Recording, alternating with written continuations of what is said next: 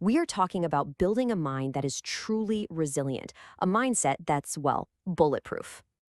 And this quote, it just nails the biggest roadblock right from the start. The constant comparison game, it's a prison. It's a game you literally cannot win, and it keeps you completely stuck. So the first step is always breaking out of that prison. So that's the big question, isn't it? How do you build a mind that's flexible enough to handle anything life throws at it, but strong enough that it never actually breaks? Well, that's exactly what we're going to break down step by step. And here's where it all begins, the absolute foundation for everything else we're about to talk about. You have to see yourself as the architect. It all comes down to taking total personal responsibility for your own life. Think about it like this. All this stuff happens around you, right? Events, what other people do, total chaos you can't control. But there is one thing, just one thing, where you have 100% control, and that's your response. That little gap between what happens and how you react. That's where all your power is. I love this analogy because it's so true. Your mind is just like a muscle. You wouldn't ask your friend to go to the gym for you and then expect to get stronger, right? It's the same thing with mental strength. Nobody else can do the push-ups for you. You have to do the reps, day in and day out.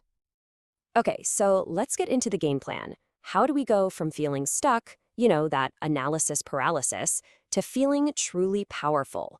It comes down to these 5 core directives that are all about creating unstoppable momentum.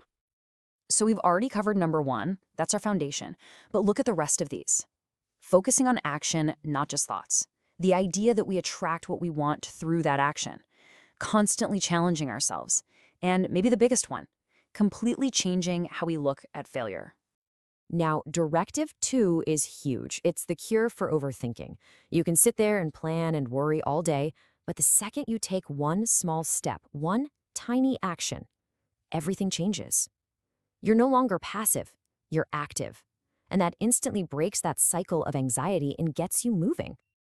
And that action leads us right into directive 3. And let's be clear, this isn't some kind of magical thinking. This is basic physics. When you are consistently moving towards a goal, you create ripples.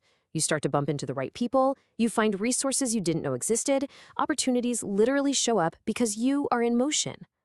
And this quote perfectly sets up our last 2 points. Directive 4 is all about seeking out challenges. If it doesn't challenge you, it doesn't change you. And that leads directly to this profound idea about pain. Look, life is going to throw pain your way. That's a guarantee. But whether you suffer from it, that's a choice. So how is suffering optional? You start treating pain like it's data. A setback isn't the end of the world, it's just feedback. It's information telling you what didn't work. So you take that data, you learn the lesson from it, and you adjust. Suffering is what happens when you get stuck on the emotion and refuse to use the data to move on. And here's a perfect real-world example of this. Imagine this man facing the brutal challenge of basic training. The physical pain of running every single day, that was inevitable. He couldn't wish it away. But he made a choice not to suffer. He decided that pain wasn't a stop sign. It was the price he was willing to pay for a new identity. So he just kept showing up.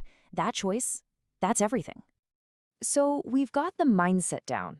But how do we make it stick? How do we make it a permanent part of who we are?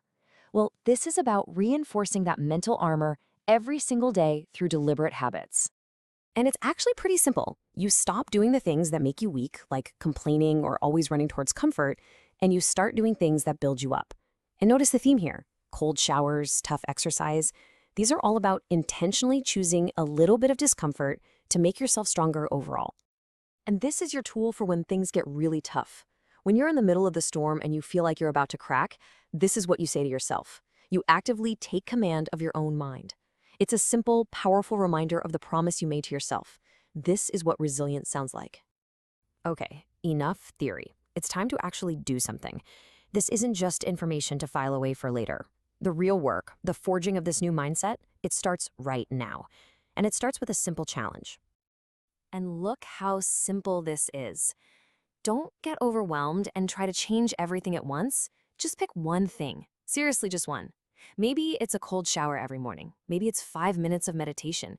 Just pick one new thing to commit to. And you're only committing for 7 days, just 1 week. But there's one critical rule. You cannot break the chain.